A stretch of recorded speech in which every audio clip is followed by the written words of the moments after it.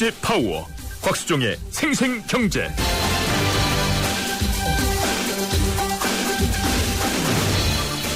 안녕하십니까, 곽수종입니다. 8월 28일 수요일 YTN 생생경제 시작하겠습니다.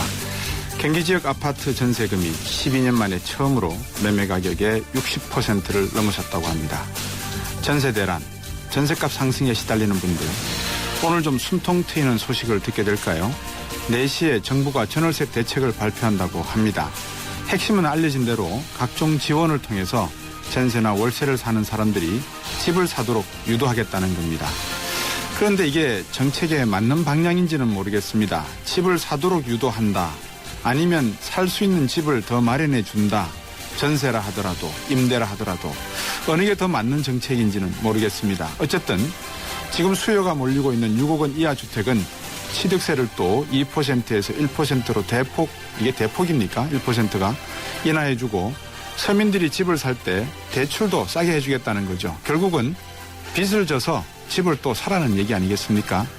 그런데 세금 좀 내리고 대출 좀 싸게 받으면 여러분들 집 사시겠습니까? 경제 3부 경제 핫 이슈 시간에 정부 대책 발표를 좀 지켜보고 자세한 내용과 전망 한번 말씀드려보겠습니다. 곽수종의 YTN 생생경제 1부 시작하겠습니다.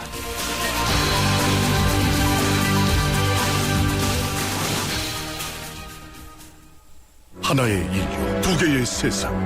버려진 지구와 선택받은 1% 엘리시오. You can save everyone. When can I go? 맷 데이먼, 조디 포스터. 최후의 시간 5일. 그곳을 점령하라. 엘리시오. 8월 29일 대개봉. 청소년 관람 불가. 코코팜 마셔보니 딱 내 스타일. 탱글탱글 알맹이 딱 내 스타일. 벌컥벌컥 마시니까 재미없지. 알맹이를 씹어줘야 음료의 완성. 후룩후룩 마시니까 재미없지. 탱글함을 씹어줘야 코코팜 완성. 19년째 사랑받는 코코팜, 너뿐이다.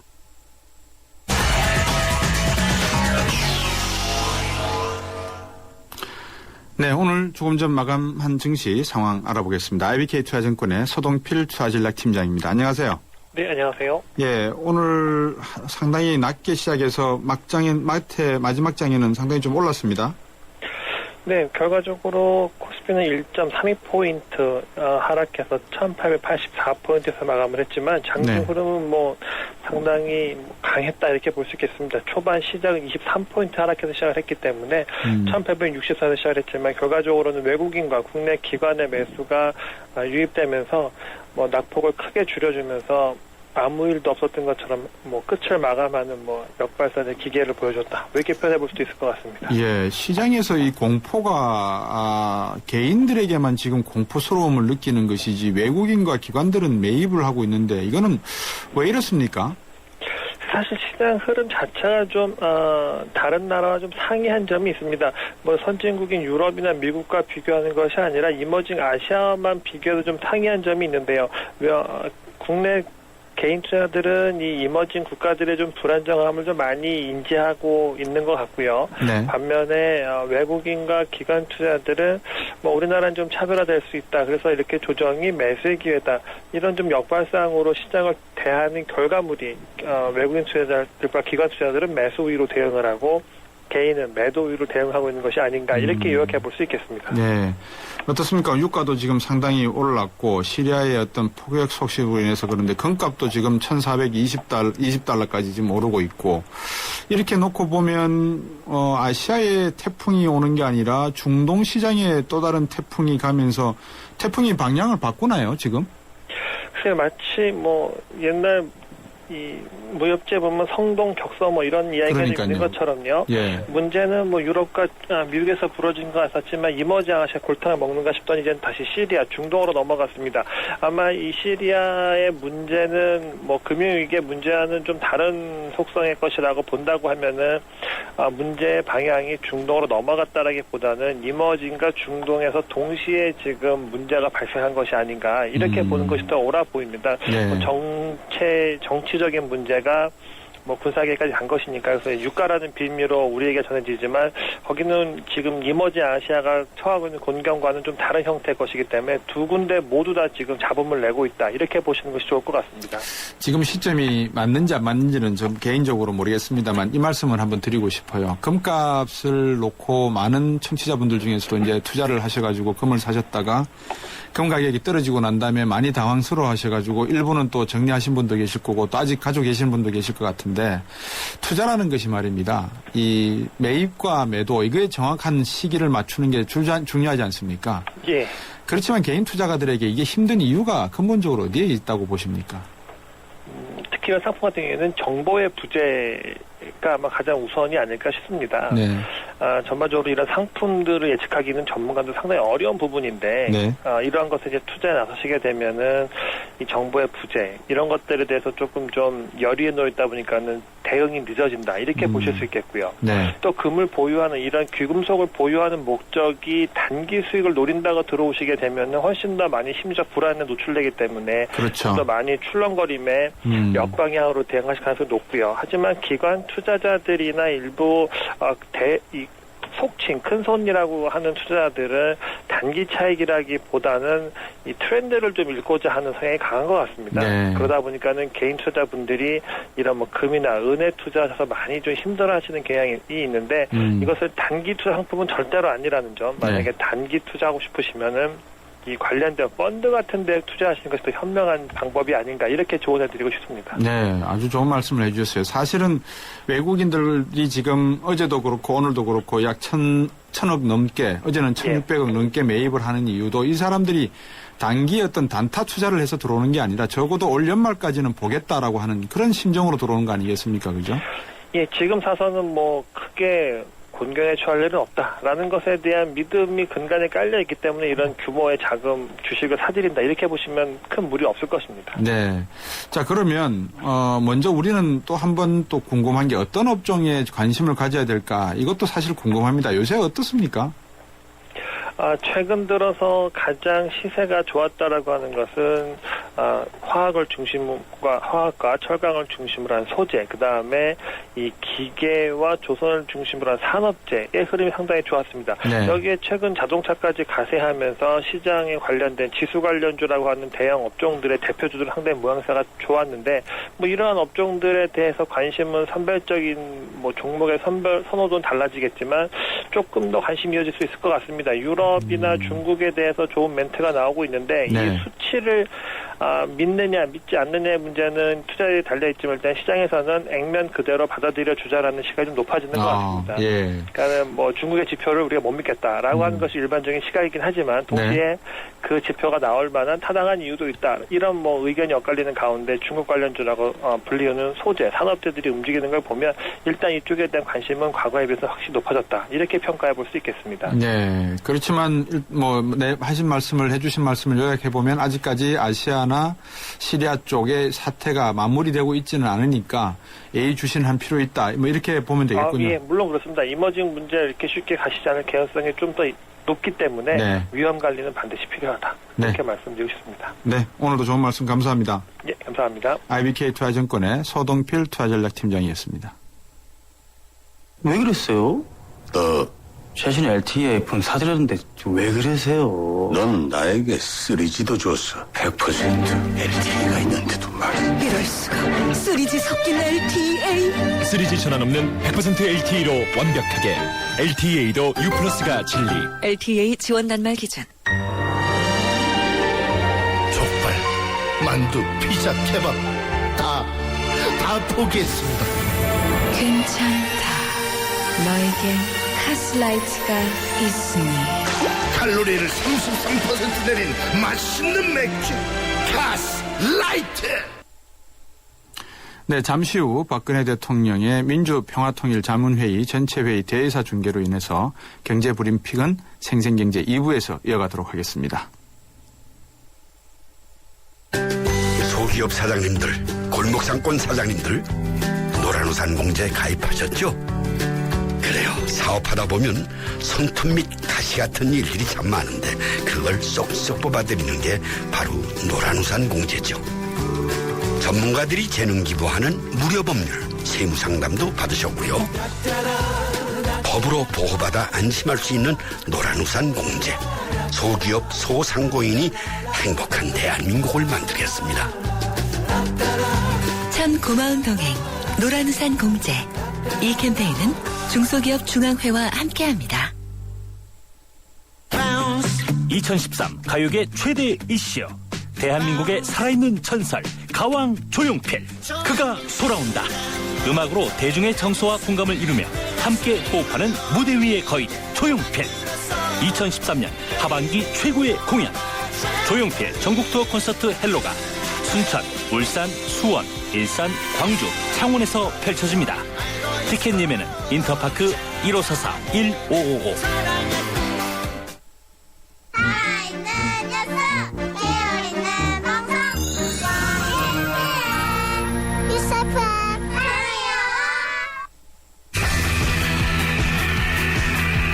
경제프리인 곽수종의 생생경제.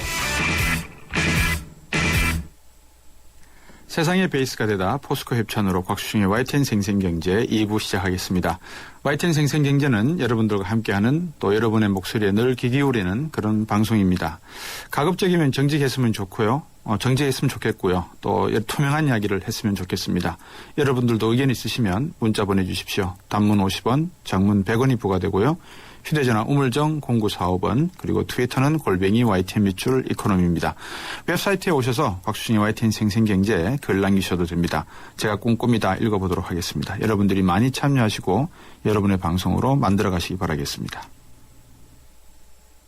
LTE의 세상 충분히 빠르다고 합니다. 충분하다는 것은 그 이상을 만나지 못했기 때문. 그래서 시작합니다. 2배 더 빠르고 2배 더 즐거운 새로운 세상. SK텔레콤은 이것을 LTE라 부릅니다. 아무나 가질 수 없는 속도 LTE. SK텔레콤. 하나의 인류, 두 개의 세상. 버려진 지구와 선택받은 1% 엘리시오. You can save everyone. When can I go? 맷 데이먼, 조디 포스터. 최후의 시간 5일. 그곳을 점령하라. 엘리시오. 8월 29일 대개봉. 청소년 관람 불가. 족발, 만두, 피자, 케밥 다 포기했습니다. 괜찮다. 너에겐 카스라이트가 있으니. 칼로리를 33% 내린 맛있는 맥주 카스라이트. 자기야, 안전벨트 했지? 아들, 급하다고 너무 밟지 말고. 너 회식 끝나면 꼭 대리 불러라. 아빠, 운전 조심히 다녀오세요. 늘 당신의 안전을 걱정해주는 사람들. 그 마음 하이카에 담아. 하이카. 마음이 합니다. 현대해상. 진심으로 축하합니다.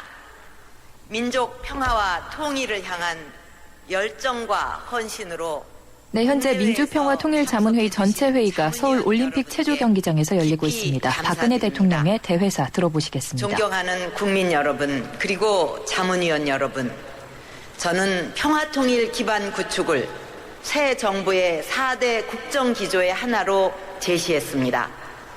통일은 분단 70년을 끝내고 한반도의 행복한 미래를 열어갈 수 있는 민족적 과제이고 국민들의 염원이기 때문입니다.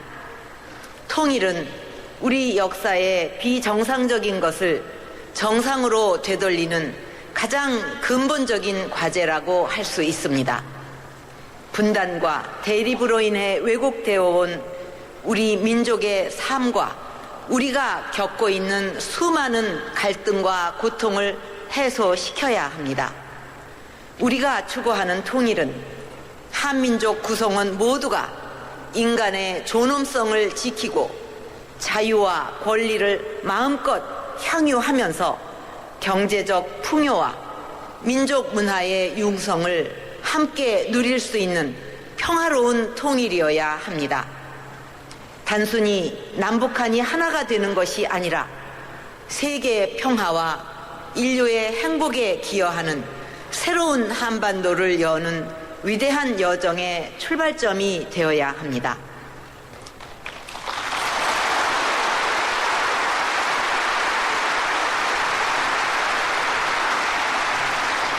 저는 여러분과 함께 평화 통일의 기반을 구축해서 새로운 한반도 시대를 열어갈 것입니다. 새로운 통일 시대를 열기 위해 우리가 반드시 지켜야 할 가치는 자유와 평화입니다. 지금 우리는 매우 불안한 평화 속에 살아가고 있습니다. 북한은 우리와 국제사회가 한 목소리로 핵 개발을 반대하고 있음에도 여전히 핵무기 개발을 고집하고 있습니다. 북한이 핵을 포기하지 않는 한 진정한 평화도 민족의 통일도 멀어질 수밖에 없습니다.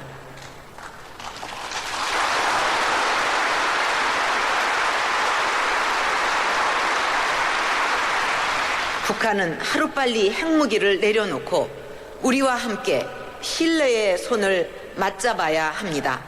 그럴 때만이 남과 북이 함께 발전하고 8천만 민족이 함께 행복한 새로운 상생의 시대가 열릴 수 있을 것입니다.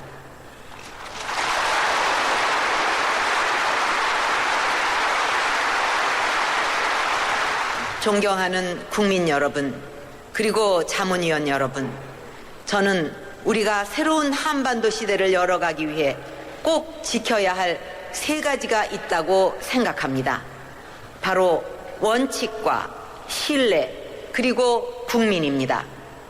우리가 정부 출범 초기에 남북관계 위기를 극복하고 개성공단의 발전적 정상화와 이산가족 상봉이라는 소중한 진전을 이뤄낼 수 있었던 것은 인내심을 갖고 원칙을 지키면서 신뢰 회복을 위한 초석을 쌓아온 결과입니다.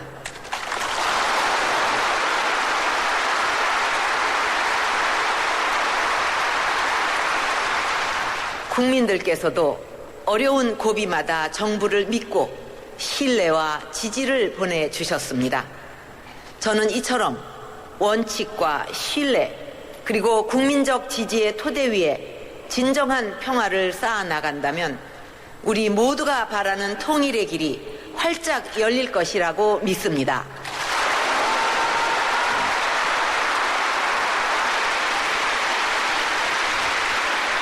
앞으로 정부는 튼튼한 안보 태세를 바탕으로 상식과 국제 규범에 맞는 정상적인 남북관계를 만들어가면서 북한의 올바른 선택을 이끌어낼 것입니다.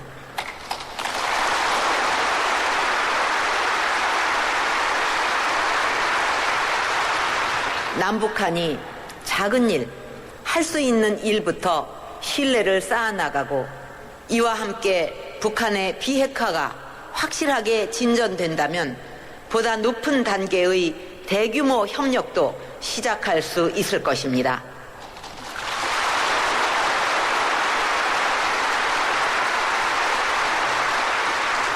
장기적으로 남북한 사이에 사람과 자본이 자유롭게 왕래하고 투자할 수 있는 경제 공동체, 문화를 함께 나누면서 하나가 되는 문화 공동체로 발전할 수 있습니다. 경제적으로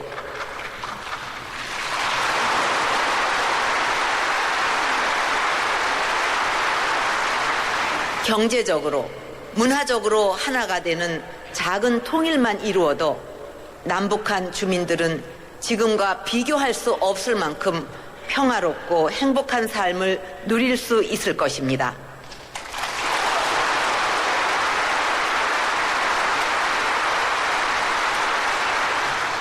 이러한 작은 통일을 차분히 발전시켜 나갈 때 제도적으로, 정치적으로 통합을 이루는 한반도의 큰 통일도 이루어낼 수 있을 것입니다.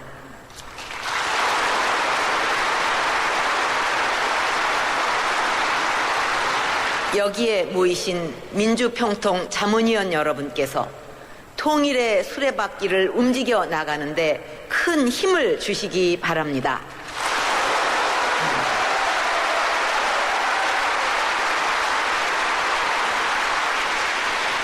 존경하는 국민 여러분, 그리고 자문위원 여러분, 한반도 평화와 통일을 이뤄가기 위해서는 우리 내부의 통합을 이루는 것이 매우 중요합니다.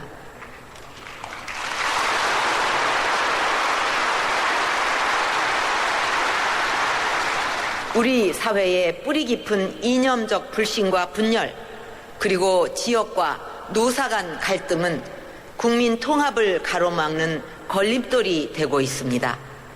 역사적으로 국론이 분열되었을 때 국가는 어려움을 겪었고 그 피해와 고통은 결국 국민들에게 돌아갔습니다.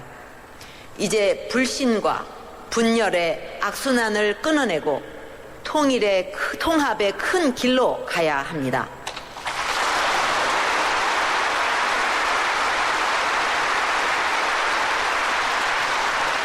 민주평화통일자문회의는 이념과 정파, 세대와 계층을 초월한 조직입니다.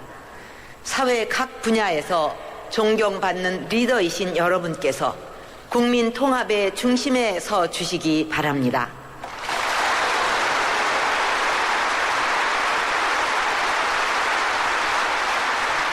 통일 문제와 대북 정책을 둘러싼 소모적 논쟁과 갈등을 끝내고 국민의 마음을 하나로 모아 행복한 통일 시대로 함께 나아갈 수 있도록 앞장서 주십시오.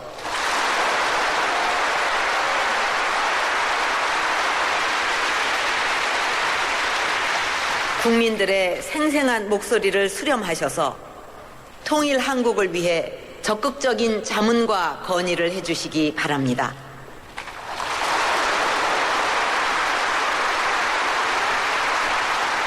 신뢰와 통합으로 8천만이 행복한 통일 시대를 우리의 손으로 만들어 나갑시다.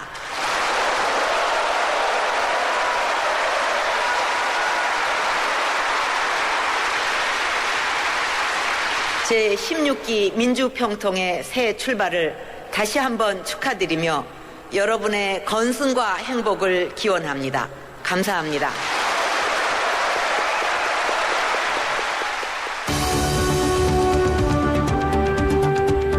지금까지 민주평화통일자문회의 전체회의 박근혜 대통령의 대회사를 YTN 라디오와 텔레비전으로 동시에 전해드렸습니다. 이어서 YTN 생생경제가 이어집니다.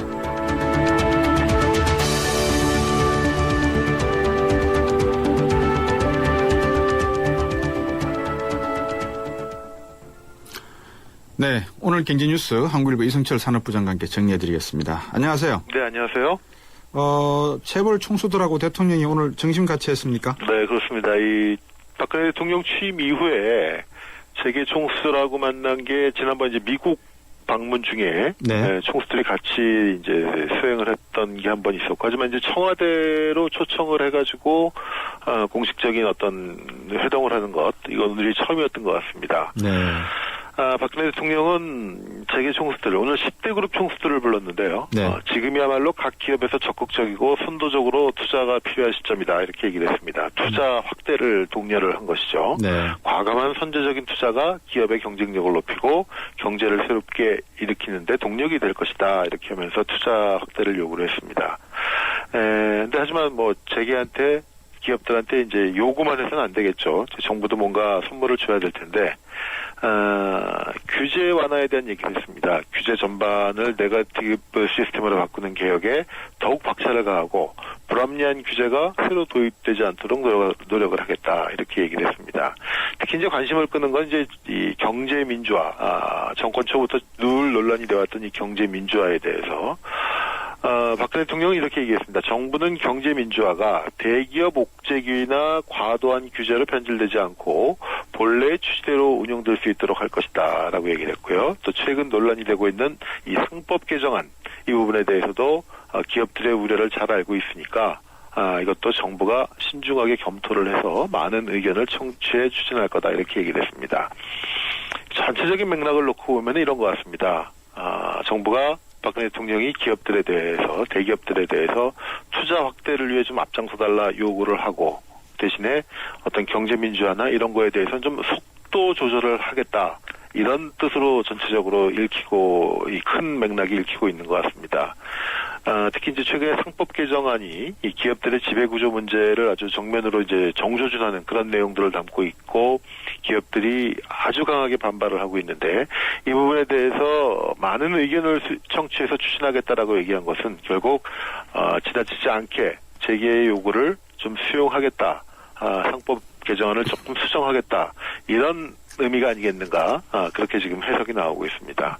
다시 한번 말씀드리면은 정부는 기업한테 투자 확대를 요구를 하고 대신에 어떤 경제 민주화라든가 재벌 개혁 조치들에 대해선 조금 속도 조절을 하겠다라는 그런 일종의 당근과 채찍에 대한 어떤 맞교환이랄까요? 이런 뜻으로 지금 좀 해석이 되고 있는 것 같습니다. 네. 당근과 채찍인지 아니면 당근만 이야기한지 저는 잘 분간이 안 되는데 글쎄요. 기업들이 정말 규제가 많아서 우리나라에서 기업 활동 못하겠다고 하는 건지 그렇다 그러면 이거 한번 곰곰이 생각해 봐야 되겠는데요. 법인세가 그렇게 높나요? 뭐 노동시장에 대한 그게 강한가요? 글쎄요. 그렇다면 이 말씀드린 일각에서는 정부가 경제민주화라는 것이 어떻게 보면 하나의 시대적인 흐름이고 네. 작년 대선 때부터 누누이 약속했던 공약 사안인데 네. 정부가 사실상 이것을 접은 거 아니냐. 어떤 이 시대적인 흐름, 시대의 화두에 대해서 정부가 스스로 물러나게 된 것이 아니냐. 이렇게 지금 비판도 나오고 있는 게 사실입니다. 아까 말씀하신 당근과 채찍 중에 채찍은 아마 이 재벌 총수들 몇 분이 지금 구치소에서 생활하고 계시다가 병가를 내서 지금 치료차 나와 있다는 것. 여기 부분에 대해서는 어떤 채찍이라고 볼 수 있겠지만 당근에 대해서는 좀 더 논의를 했으면 좋겠네요. 네. 자, 서울우유 된 이야기를 좀 해야 되겠습니다. 우유값이 또 올라갑니까? 이게 참 논란도 많았고, 말도 많고, 탈도 많았던 건데, 결국 서울우유가 30일부터, 서울우유는 국내 최대 우유회사죠. 네. 30일부터 우유값을 리터당 220원 올리겠다, 이렇게 발표를 했습니다. 예. 이게 좀 복잡합니다. 원래 이제 우유 가격에 원가 연동제라는 게 도입이 됐고요. 그래서 원가에 따라서 원가가 올라가면 우유값도 올라가고 원가가 내려가면 우유값도 내려가는 이제 그런 식으로 바꿔놨는데 네. 원래 지난 9일에 한번 올리려고 했었는데 그때 원래 리터당 250원을 올리려고 했었죠. 예. 그런데 정부의 입김이 좀 들어가서인지 그렇게 추정이 됩니다만, 대형마트 중에 하나인 하나로마트가, 올려라. 대신 우리는 안 올린 값으로 팔겠다. 이렇게 나온 겁니다. 결국 그거는 돌려 말하면은, 우유업체들한테 올리지 말라는 그런 얘기가 다를 바가 없었고요. 결국 우유회사들이 우유값 인상안을 모조리 보류한 상태가 됐습니다. 네. 그러다가 이제 이 공방 끝에 지금 이달 말부터 결국 250원이 아니라 220원으로 30원 낮춘 가격으로 인상폭을 30원 줄여서 올리기로 그렇게 발표를 네. 했는데 그러니까 서울우유가 이렇게 하니까 아마 다른 우유회사들도 다 결국은 따라가게 될 것입니다. 근데 제가 일단은 가격이 안 올라가는 게 국민 입장에서는 제일 좋을 거고요. 합니다만 제가 늘 말씀드리는 거지만 이런 개별 가격에 대해서 모르겠습니다. 이 우유 사안에 대해서 정부가 어느 정도 영향력을 행사했고 정부의 입김이 어느 정도 개입이 됐는지는 모르겠습니다만은 이 가격 결정 구조에 자꾸 이 관의 입김이 들어가는 건 사실은 가격 체계를 굉장히 왜곡시킬 가능성이 있습니다. 네. 지나치게 폭이 많으면은 그건 어떤 시민단체라든가 이런 데서 요구를 할 수 있는 사안이고 어떤 가격의 담합이나 이런 것들이 있다면은 그건 정부가 엄하게 다스려야 될 거겠지만 자, 지금 물가 상승률이 높으니 조금 덜 올려라. 그래서 250원하고 220원하고 뭔 차이가 그렇게 큰지 모르겠습니다만은 별로 이렇게 썩 매끄럽고 자연스러운 가격 인상은 아니었던 것 같습니다. 저는 시장의 모든 것은 근본적으로 맡겨야 된다고 생각하는 사람이거든요. 네. 맡기고 시장이 잘못하거나 실패하는 부분에서는 정부가 개입을 해도 좋은데 개입하는 시작선부터 투명하고 모든 것이 공개되어야 한다고 생각하는 사람이거든요. 그렇습니다. 그게 지금 지켜지지 않고 있는 그 간단한 상식인데 이게 지켜지지 않으니까 답답한 부분이 많이 생기는 것 같습니다. 그러니까 정부가 간섭을 해야 될 분야는 가격의 높고 낮음 아니죠. 그것이 아니라 그럼요. 가격 결정 과정에서 카르텔과 같은 이 담합이나, 소비자들의 그렇죠. 후생을 빼앗아가는 담합행위가 있는지, 그럼요. 혹은 어떤 이 회계 조작이라든가 그렇죠. 이런 걸 통해서 원가 같은 거를 네. 잘못 조작한다거나 혹은 뭐 가격을 부풀린다거나 하는 예. 이런 것들이 있는 걸 봐야지. 그렇죠. 250원은 좋고 250원은 안 되고 220원은 된다라는 식의 예. 그런 식의 접근이라는 건 오히려 가격 체계를 더 왜곡시킬 수 있다는 얘기입니다. 그럼요. 그렇게 올라간 가격이 근로자분들에게도 돌아가고 네. 또 고용주 호주머니에도 들어가서 고용주는 재투자를 하고 그렇죠. 또 근로하시는 분들은 소비를 하시고 이게 경제 아닙니까? 맞습니다. 그죠? 그게 아니니까 문제고. 택시 요금 올라간다는데 이것도 제가 한번 들여다봐야 될 것 같아요. 예. 자, 기초생활보상 대상자분들 어떤 취업 지원책 좀 나오고 있습니까? 네, 기초생활보호 대상자로 선정이 되면은 네. 앞으로는 이 취업 교육이 먼저 병행이 된다고 합니다. 보건복지부와 고용노동부가 9월부터 근로빈곤층 취업 우선 지원 시범 사업을 시행하겠다 이렇게 발표를 했는데요. 예. 기초수급 생활 대상자로 이제 정해지면은 1개월 동안 적성이라든가 역량을 따져서 취업 가능성을 진단받도록 한다는 겁니다. 그러니까 정부가 지원만 하는 것이 아니라 취업을 통해서 이 기초생활보호 대상자의 자리에서 벗어나서 정상적인 이 생활인으로서 갈 수 있도록 네. 여러 가지 이 금전적인 이외의 직업 교육을 병행하겠다는 것인데 옛말에 그런 말이 있죠. 빵을 주는 것보다는 빵 굽는 기술을 가르치는 게 훨씬 더 예. 지속 가능한 지원책이다. 그럼요. 아마 그런 맥락으로 이해가 되고 있습니다. 예, 우리나라는 이 생활을 할 수 있는 전환시킬 수 있는 기술 같은 거라든지 아니면 노하우를 좀 가르쳐주는 이런 게 좀 빨리 교육 제도가 있었으면 좋겠어요. 네. 김성수 총재가 이 잭슨홀 갔다 왔습니까? 네, 미국 와이오밍주에서 열리는 이 잭슨 회의, 이 여름에 열리는 미국 연준 주제에 굉장히 큰 회의죠. 여기 갔다 왔는데 김준수 총재가 갔다 와서 그런 얘기를 했습니다. 미국의 출구 전략을 거의 기정사실화하고 있는 것 같다. 그런 얘기를 했는데 가서 이제 이 FOMC 멤버들하고 여러 가지 만나서 얘기도 했고 아마 지금 이제 다음 달이죠. 다음 달 17일, 18일 그때 FOMC 정리회의가 개최가 되는데 예, 미국은 사실 경기 악화 여부를 보는 가장 중요한 지표가 실업률 아니겠습니까? 이 실업률 지표가 만약에 괜찮게 나온다면은 아마도 양적 완화에 대한 축소 결정이 내려질 것 같다. 그렇게 분위기를 전했습니다. 물론 그렇게 된다고 해서 이것이 다시 뭐 어떤 국제금융시장의 근본적인 경색이라든가 이런 걸 꼭 치료한다고 볼 수는 없고요. 다만 최근에 인도라든가 인도네시아에서 겪었던 것처럼 일부 국가에서는 외자 이탈에 따른 어떤 유동성 혼란 가능성, 금융시장의 위축 가능성은 있지만 우리나라는 뭐 제 생각엔 그렇게까지 걱정해야 될 단계는 아니지 않겠는가라는 생각이 듭니다. 제가 단적으로 말씀드릴 수는 없지만 저는 우리나라 경제는 그렇게 호락호락하지 않을 것 같고요. 앞에서 김준수 총재가 좀 의미 있는 말씀을 하셨네요. 방금 지적해 주셨듯이 국지적으로 몇몇 나라가 어려울 것이다. 그죠? 이 위기는 큰 위기는 아니지만 이런 단서가 붙었으니까 너무 투자하시는 분들이 민감하게 반응할 필요는 없지만 그렇다고 물 조금씩 새는 거 그냥 지켜봐서는 안 되겠네요. 물론입니다. 예. 네.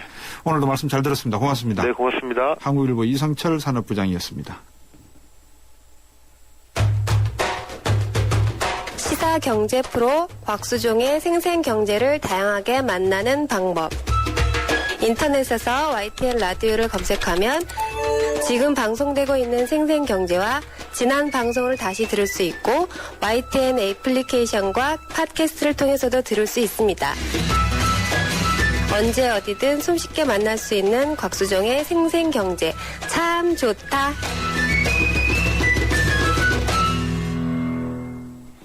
네, 가전제품이 고장나면 서비스센터 직원을 부르시거나 또는 수리업체에 찾아가시죠. 간단한 수리, 근데 이게 제대로 된 수리인지 비용은 내가 제대로 지불하고 있는지 이게 뭐죠? 이 법적으로 보장되어 있는 이 애프터 서비스 기간이 포함되어 있는 건 아닌지 여러 가지 고민이 있으시죠. 여성이 일과 만드는 일과미래 생활경제상담센터의 푸른살림 박미정 센터장에게 물어보겠습니다. 안녕하세요. 네, 안녕하세요. 가전제품 유지 보수비 있잖아요. 제가 지지난달 6월달에 에어컨이 고장나서 한번 서비스센터에 전화했거든요. 네. 부품값이 30만 원짜리가 있더라고요. 아, 네. 예. 그래서 마침 그 애프터 서비스 기간이라서 무상 보수는 해주셨는데 요새 네. 어떻습니까? 유지 보수비가 뭐 가격이 정해져 있나요? 이게 이제 공통 어떤 뭐 에어컨이면 에어컨, TV면 TV, 네. 뭐 이렇게 뭐 표준 뭐 AS 규약 같은 게 좀 있으면 아무래도 소비자 입장에서는 조금 믿을만 할 텐데요. 네. 뭐 지금 우리 박사님 못지않게 에어컨들 많이 사용하셔서 이번 여름에요. 예. 예, 고장나서 아마 이렇게 고생하신 분들 많으신 걸로 알고 있습니다. 예. 근데 이제 언론에서도 이 실외기 배관을 통째로 바꿔야 된다고 하면서 이제 50만 원을 부른 수리센터 직원이 있는가 하면 예. 너무 비싼 것 같아갖고 동네 수리업체에 물어봤더니 구멍난 배관에 땜질하면 된다 해서 10,000원만 청구했다고 해요. 참. 그러니까 이게 뭐 그냥 뭐 2, 3만 원 차이면 그냥 생각을 해볼 수 있을 텐데 이 정도 차이 나면 이게 고객 입장에서 엄청나게 혼란스럽거든요. 이거는 차이가 아니죠. 이걸 어떻게 50만 원대 10,000원을 차이라고 합니까? 이거는 횡포죠, 횡포. 근데 왜 이렇게 네. 가격 차이가 나는 이유도 있을 거 아니겠습니까? 먼저 그거부터 한번 봐야죠. 그래도 그죠? 네. 그러니까 단지 뭐 가격 차이로만 보기는 좀 어려운 게 그 서비스 센터 입장에서 이제 말씀을 들어보면요. 이 구멍난 배관 땜질하는 것은 임시 방편적인 조치고 네. 근본적으로 문제가 될 만한 요소를 제대로 정비해 주는 게 장기적 안전 관리에서 중요하다라고 말을 합니다. 얼마나 맞는 말씀이고 지당한 말씀입니까? 이 제대로 고친다는 게 문제인데요. 부품도 정품 인증을 받은 걸 뭐 제대로 써야 되겠죠. 예. 그리고 자격증을 제대로 갖춘 기술자가 와서 작업도 해야 하다 보니까 예. 동네에서 이거저거 봐주시는 분에 비해서는 여러 가지 비용이 높게 발생되는 것이 사실입니다. 그런데 뭐 이 말이 틀렸다는 건 아니에요. 안전하게 정품을 사용해서 제대로 한다. 이거는 되게 좋은 취지인데 예. 사후관리 서비스에 대한 이런 제도적 지침이나 가이드라인이 없는 상황에서 이 아무것도 모르고 사는 소비자가 워낙 이 가격으로만 접근하게 되어 시장이 형성되어 있다 보니까 네. 정말 제대로 된 조치를 취하는데 적정한 가격이 얼마면 이런 기준을 잡기가 너무 어렵습니다. 네. 소비자 입장에서 네. 이렇게 되면은 서비스 업체 믿고 일 맡기기 힘들잖아요. 아, 그게 문제죠. 사실 뭐 어디가 싸더라, 어디가 비싸다 이렇게 설명하기는 어렵잖아요. 네. 그런데 이제 이런 원칙 없는 사후 관리가 전반적인 업계 그 수리를 하시는 분들이 대부분 이제 영세 기술업이시거나 이제 개인 점포를 가지고 계신 분들이 많으실 수 있거든요. 네. 근데 이런 자기만의 기술을 가지고 이런데 열심히 양심적으로 성실히 일하시는 분들이 훨씬 많으실 텐데 네. 이런 분들에게까지 좋지 않은 영향을 지금 미치고 있죠. 이 TV 같은 경우는 굉장히 고가의 전자제품 아닙니까? 네. 근데 TV가 비싼 걸 사실수록 그에 비례하여 수리비도 늘어난다는 사실. 이 과거에 브라운관 TV였잖아요. 둥그런 거. 그렇죠. 예, 여기는 이 브라운관은 수명이 10년 이상이 기본이라고 합니다. 네. 수리비도 대부분 많이 비싸봤자 10만 원 미만이 대부분이고요. 맞아요. 예. 근데 최근에 나오는 이 디지털 전용 TV들 화면도 LCD다, 뭐 LED다 해서 이 패널 문제가 많이 발생이 되고 수리 비용도 대부분 수십만 원 이상이 드니까 예. 이 TV 보시면은 뭐 여러 가지 채널을 한꺼번에 볼 수 있다. 뭐 손으로 이렇게 뭐 손짓하면 바뀐다 해가지고 현란한 기능들을 가지고 열심히 광고하면서 이제 고가로 파는데요. 이 소비자들의 단체들의 의혹 중에 하나는 뭔가 이거 기술적으로 완벽하게 구현되지 않은 제품을 소비자들에게 이렇게 떠넘기면서 파는 거 아니냐. 이런 의혹을 제기할 정도로 사실은 그렇겠네요. 이 기기가 민감하다 보니까 고장이 많은 게 사실이라고 합니다. 예, 정말 그 브라운관 참 갑자기 브라운관 말씀하시니까 옛날 생각나네요. 동네 네. 가면은 저기 유리에다가 국가기능공 1급 자격자 이러면서 딱 광고판 붙이고 브라운관 몇 개 이렇게 돌려놓고 수리하는 것처럼 이렇게 전파상이 네. 있었지 않습니까? 그죠? 그 전파상이 있었죠. 네. 예, 참 말씀하신 대로 가전제품 원리가 옛날엔 단순해서 집에서도 직접 고치고 그랬는데 요즘은 장고장 생기면 정말 아까 말씀하신 부품비 생각하기보다는 차라리 새 거 사버리는 게 낫겠는데요? 네, 맞습니다. 그게 문제인데요. 예. 사실은 이게 이제 AS를 하면 지금 브라운관 문제 말씀해 주셨지만 네. 옛날에는 그냥 뭐 웬만한 남자, 기술 배우신 남자들 다 고쳤어요. 네. 라디오도 뜯어서 고치고 다 했었는데 네. 그러니까 이게 이제 AS 자체의 문제는 애프터 서비스잖아요. 그렇죠. 그러니까 이거를 뭐 예를 들어 삼성전자다 뭐 LG전자다 이렇게 샀으면 그 회사로 사람들이 인지를 하고 있는데 이게 대부분 이제 수리는 다른 용역 회사로 운영하는 경우들이 많다 보니까 그게 문제가 되고 있죠, 지금. 예, 문제가 되면 이게 어디로 문제 제기를 해야 되는가의 문제들이 또 제2, 제3으로 발생이 됩니다. 예. 요즘 제가 흔히 농담으로 그래요. 호주머니에 옛날 TV 수상기 한 개씩 갖고 다닌다 그러거든요. 스마트폰 같은 경우에 가격대가 100만 원 넘지 않습니까? 보조금 받아도요. 그렇죠.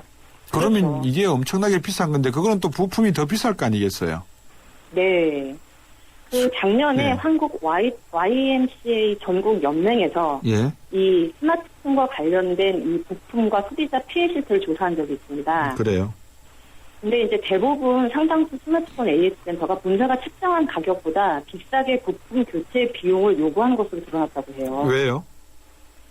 수리비가 비싸지게 되면 자연스럽게 그냥 새로 사는 게 낫다는 쪽으로 유도되게 마련입니다. 당연하죠. 예. 업체들도 사실 공공연하게 그렇게 얘기하기도 합니다. 허허. 네, 그래서 스마트폰 같은 경우는 메인보드나 액정이 이제 문제가 되게 큰 것 같은데요. 네. 평균 교체 비용이 약 19만 원 정도가 든다고 하고요. 예. 가장 교체가 많이 이루어진 게 이 메인보드인데 메인보드를 교체하려면 20만 원이 넘게 든다고 합니다. 허허. 그러니까 새로 사는 게 낫지 않겠어요? 이렇게 갈 것 같아요. 근데 이제 폰 자체를 비싸게 샀죠. 그 다음에 네. 통신요금 비싸게 내죠. 10만 원씩 그 다음에 내겠죠. 수리도 비싸게 해야 되죠. 그렇죠.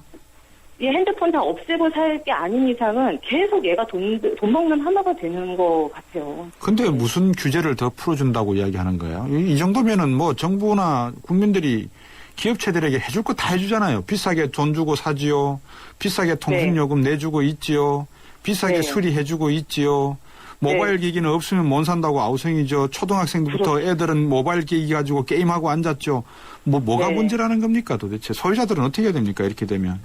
아, 소비자 어떻게 해야 됩니까? 예. 대부분 사양이 좋은 게 특히 스마트폰이 되게 이런 경향이 심한데요. 예. 좋은 사양이 나오면 이제 새로운 사양으로 사람들이 많이 몰려가잖아요. 네. 근데 이제 뭐 하나를 이제 사게 되면 좋은 거 사게 되면 그거에 따라서 뭐 부대 장비도 좀 좋은 거 사고 그렇죠. 그러면서 뭐 액세서리도 좋은 거 사고 이러면서 이렇게 하나를 샀을 때 줄줄이 뭔가 연쇄적으로 돈 들어갈 일이 생기는 것을 경제학에서는 디드로 효과라고 표현을 합니다. 예. 이 연쇄 비용이 함정에 빠지지 않도록 최고 사양의 신제품을 돈 들여서 막 쓰면서 자신이 실험 대상이 되지 마시고요. 네.